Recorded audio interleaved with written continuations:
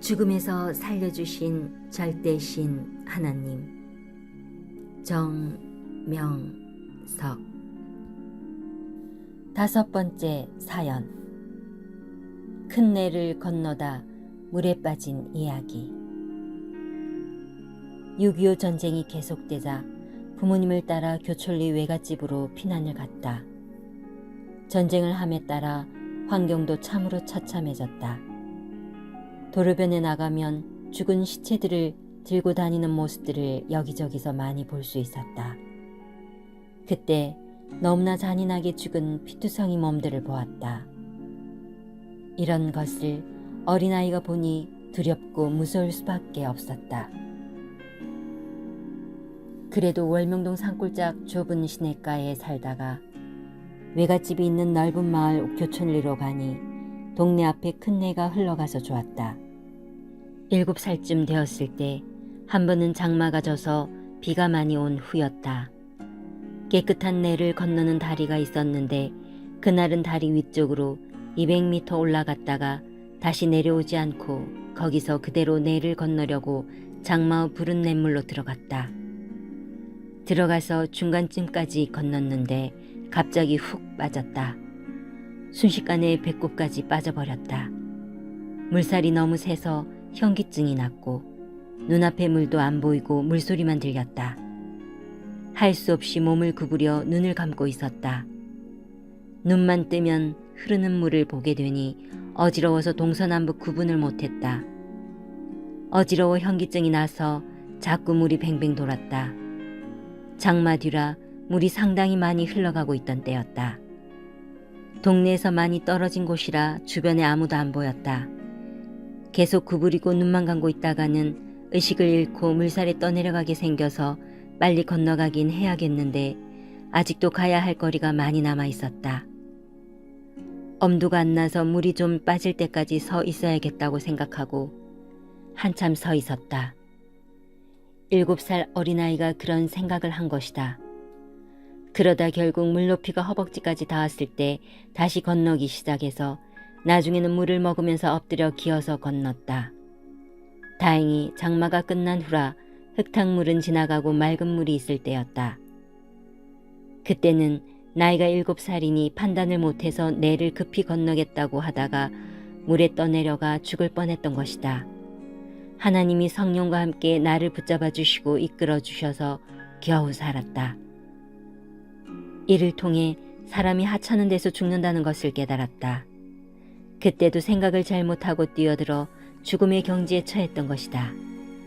내의 중간까지 들어갔을 때라 뒤로 돌아올 수도 없고 앞으로 나아갈 수도 없어 가만히 서 있기만 하니 다리가 저리고 현기증이 난 것이었다. 현기증 나서 쓰러졌다면 그대로 정신 못 차리고 떠내려 갔을 것이다.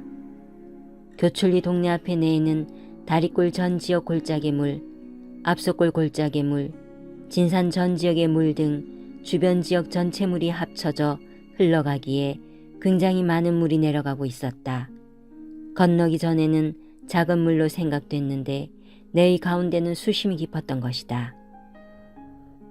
하나님은 아예 죽음의 자리에 못 가게도 하시지만 인간의 무지로 죽음의 자리에 갔다가 자기 힘으로 못 산다는 것을 인정하고 포기할 때 그제야 도와주고 살리시면서 하나님의 도우심을 크게 깨닫게도 해주신다.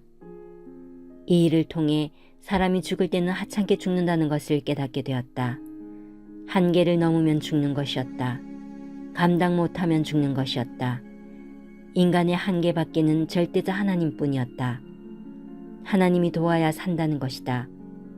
하나님은 나뿐만 아니라 온 인류가 자신의 창조물이기 때문에 항상 돕고 살리신다. 완전히 커서 이것을 깨달았다. 생명만큼은 하나님이 절대 주관하시고 붙잡아 주신다. 그래도 사람은 몰라서 한계 이상으로 행하다가 사고로 죽는 자들이 너무나도 많고 많다. 어느 때는 신이 도울 겨를도 없이 순간 실수해서 떨어져 죽고 어느 때는 죽음의 경계에서 자기 힘으로만 살려고 하니 못 살게 되기도 한다. 전지전능하신 하나님께 매달리며 살려달라고 해야 한다. 세상을 보면 자기 명대로 못 살고 죽는 사람들이 너무나 많다. 교통사고, 재해 등 순간 판단을 잘못하고 행하다 죽는 일이 있고 하찮게 음식 먹다가 기도가 막혀 죽는 경우도 있다. 인생을 살아가면서 생명을 생각하면 어느 때는 두렵다. 너무 약하기 때문이다. 강할 때는 신이 생각날 정도로 강한데 약할 때는 실가닥 같다. 새 목숨 같다. 죽음의 경지에 처하면 살 방법도 없고 살 길도 생각나지 않고 당황만 된다. 그러다 죽게 된다. 절대적으로 조심해야 된다. 늘 아무리 조심했어도 순간 조심하는 것을 잊어버리면 또 죽는 처지에 들어간다. 매일 살아가면서 잘못 행동하면 죽는다. 스스로 생명을 조심해야 함을 항상 잊지 마라. 조심을 잊지 않고 살아야 미리 죽음을 피하게 된다. 또 전지전능하신 하나님께 도움을 구하면서 살아야 함을 깨달아야 되겠다.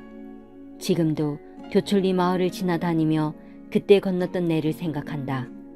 그 일이 머리에 스쳐서 하나님, 성령님, 그때 나를 살려주셔서 감사합니다 하고 지나간다. 가만히 생각해보면 어렸을 때는 죽음을 모르고 위험을 모르고 사니 더욱 많은 죽음이 닥쳤던 것이다. 성장하니 그 당시 죽음의 길을 갔던 것을 더욱 절실히 깨닫게 된다. 기도할 때 하나님이 죽을 때서 살려주신 것을 생각하니 이 일도 선연하게 생각나서 이번에 쓰게 된 것이다. 글을 쓰면서 그때 나 스스로 살 수 있었던 것인지 하나님께 물어보았다. 이에 하나님은 현기증 때문에 엎어져서 죽을 것인데 내가 끌고 나와 살렸다 하셨다. 물 가운데서 가장 큰 위기의 요인은 어지럼증이었다. 머리가 뱅뱅 돌았다. 그래서 물도 계속 돌아 보이고 산들도 뱅뱅뱅뱅 돌아 보였다.